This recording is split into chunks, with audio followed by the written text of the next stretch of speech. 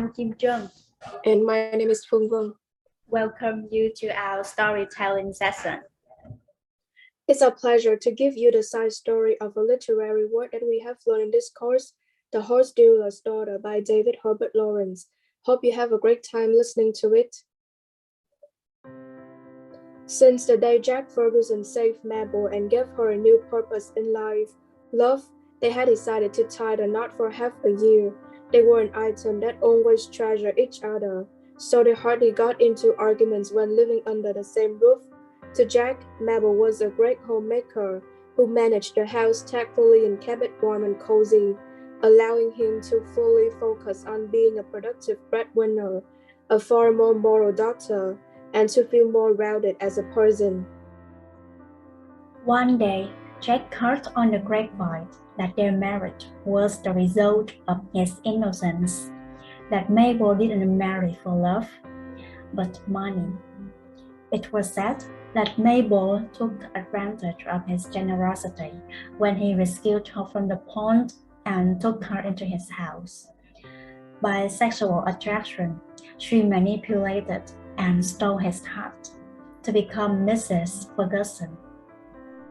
All the villagers' assumptions derive from the fact that Mabel's father entered into the second marriage to retrieve his fortunes. Then her brother married to land a job after the collapse of the family. Moreover, they supposed that Mabel's dishonesty and her inner desire for finding a wealthier man than Jack were a plausible explanation for the fact that the couple still had no children.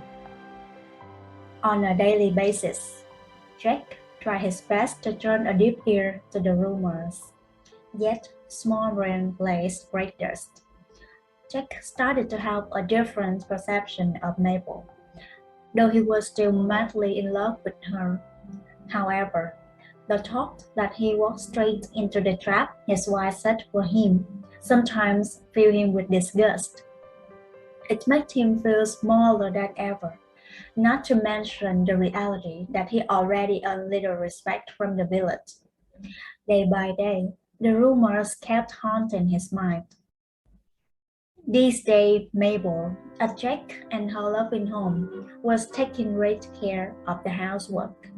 In fact, she was fully aware of what was happening around her peaceful small family.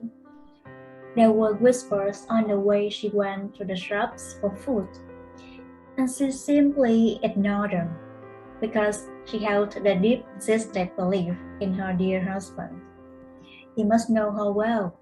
One sweltering afternoon, Jack came home from work. Mabel, as always, welcomed him with a readily prepared meal, which constituted his stress-alleviating effect after a long, tiring day of hard work. He gently gave her an affectionate kiss. Suddenly, the imaginary murmurs of Mabel-related rumors emerged in his ear. There were deep wrinkles gradually appearing in his forehead, and they were noticed by Mabel. "Dear, are you all right?" asked Mabel. "What should I do, sweetheart? Tell me, what should I do? Is it possible for a trivial person like me to honorably receive such incredibly romantic love from you?" "What are you saying?" she asked in panic. "What am I saying? Don't you know what I'm saying? I set aside the social ego to stand by you. I used to feel a strong connection between us, but you're now like a strange, vague figure to me."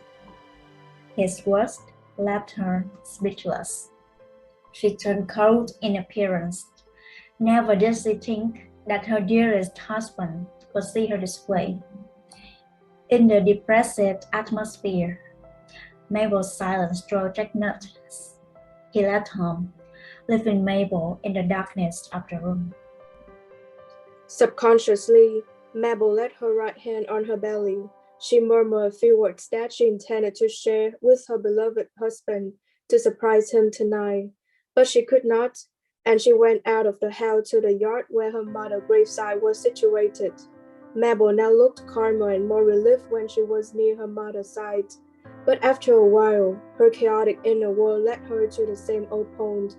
Hopelessly, she thought that her destiny was peculiar and full of hardships. It was time to put an end to the grinning pains, and she jumped promptly into the cloudy water. No one was there. However, in a moment her body was drowned under the summer water. She had a sudden impulse to stay alive stronger than ever before, due to the awareness that she was now carrying an innocent and lovable being. Hence, she struggled frantically against the water force to find a way to rescue herself. At that time, Jack, with an inexplicable premonition, was on his way back home. Once again, he saw Mabel drowning, and all anger vanished. Without a second of hesitation, Jack jumped down to save her. He was completely terrified of losing her. After gaining back full consciousness under the decent care of Jack, Mabel told him about the magical presence of the angel baby, which made Jack feel on top of the world and also triggered a strong sense of regret in him. Finally, he knew that his individuality and social ego almost killed his invaluable things. Family was now everything to him. And that's the end of our story. Hope you enjoy it. Thank you for your attention. See you soon, miss.